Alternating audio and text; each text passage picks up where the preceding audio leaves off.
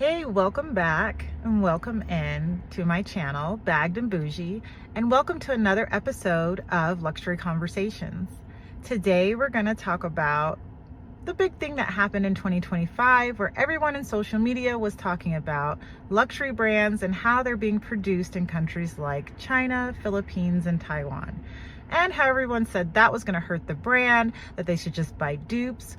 Well, I feel differently, so stand by and stay tuned, and I'll tell you my story.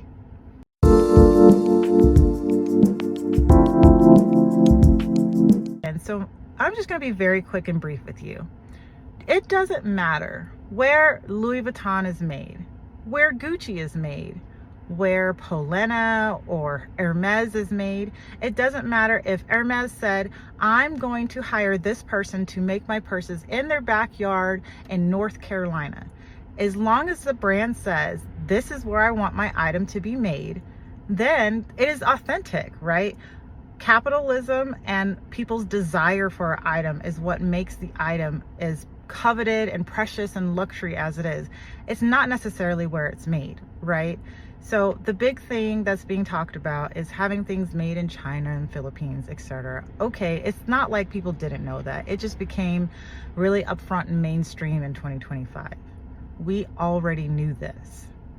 So no, I don't really agree when they say it's going to hurt the brand, because those brands are still who they are. Whoever they commission to make their items, as long as they're still quality, it's still the same item you're used to seeing. I don't think it matters, nor is it going to hurt the brand. And from what I've seen since the big fallout of, oh, this was made in China and Thailand, etc., I haven't seen any change in the brand. Hermès is still Hermès. Gucci is still Gucci. Prada is still Prada. You can go to the streets of Italy and find those items being sold by people who are selling knockoffs, things that were made somewhere else and slapped on the logo of that luxury brand. But that doesn't mean it's that brand. It's still a dupe, just like DH Gates and the rest of those retailers that sell those items. It's not the actual luxury brand. If you're not personally into luxury brands, you are obviously not one of the people who is part of the capitalistic idea of supply and demand. People still demand these items, the luxury items, no matter what. And to be really honest, if it was your idea, if it was your design, whether you were a big or a small business, and someone copied you and then sold your items for less on the streets, on websites like DH Gates, you would be upset. It would not be the item that you crafted, that you designed. So please imagine why, regardless if it's big or small business, that they feel that way as well. I'm not going to get into big corporate versus, mom and pop shop business. We obviously know the difference between those, but the essence of what's happening is the same. So again, I understand both sides. However, I'm just going with the difference between what's right and wrong. And also just pointing out that even though all of that controversy happened in 2025, nothing has changed for these brands. Maybe they took a small loss, and I'm sure the losses are not just about being made in China, etc. I'm sure there's more to it. The economy is not doing well. The economy is cyclical.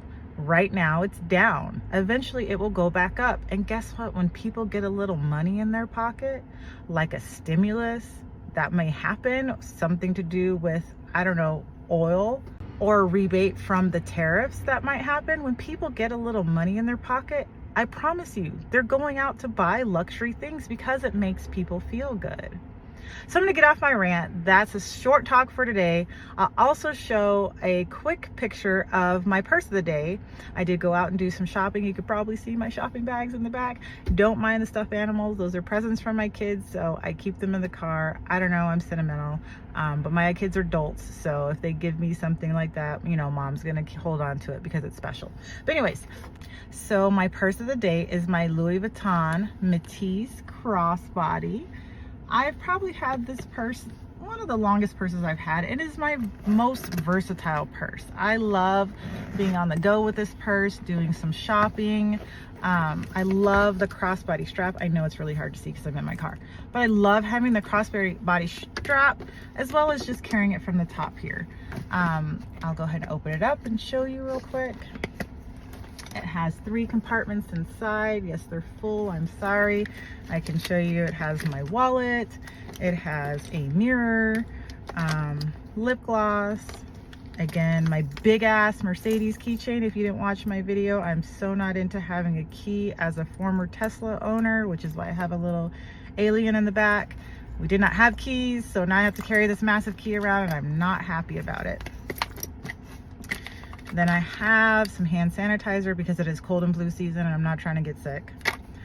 I have got a gift from my future daughter-in-law. This is my Christmas present from her, the Dior Lip Maximizer, I believe.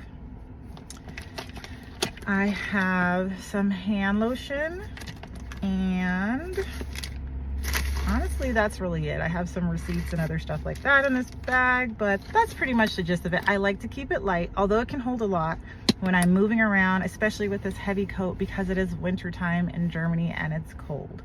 So especially with this heavy coat, I don't want a heavy purse on top of everything because I'm trying to move around, I'm trying to shop, I'm trying to do things. Today, I'll turn the camera a little bit. I spent a little time at 7 for All Mankind. First time in that store. And I'm sorry to go off on a tangent, but I'm just gonna throw this out there. Never been into the store before, but I really needed some jeans. I've lost quite a bit of weight recently, and I needed some jeans, but I had no idea what size I was. I had no idea what jeans would complement my new body shape. And I was really impressed by the saleswoman there. She took the time to show me different styles and to go through it with me so I can determine what would fit my body the best. I'm actually very surprised that they had quite a bit of jeans for taller women. I'm 5'9", and it's hard to find jeans that are tall, or long, I should say. And she was able to find plenty of jeans in my size. My size is actually much smaller than I thought it was going to be, so I'm super excited about that. I did get them a little tight because I know I still have some weight loss goals to hit. I'm still not there. So as I lose a little bit more weight, I wanted to make sure I can still fit the jeans because they're not cheap, even though I bought them from the outlet. The jeans are not cheap, so I want to make sure I can utilize them for a while. So I'm done. Thank you for joining me. If you like content like this, please like, share, and subscribe because I value you and I value your time, and I love bringing you conversations like this. And if you have an idea for a future conversation, again, I'm okay with being controversial or just sharing my own opinion. Please drop it in the comments below. Again, thank you and have a wonderful day.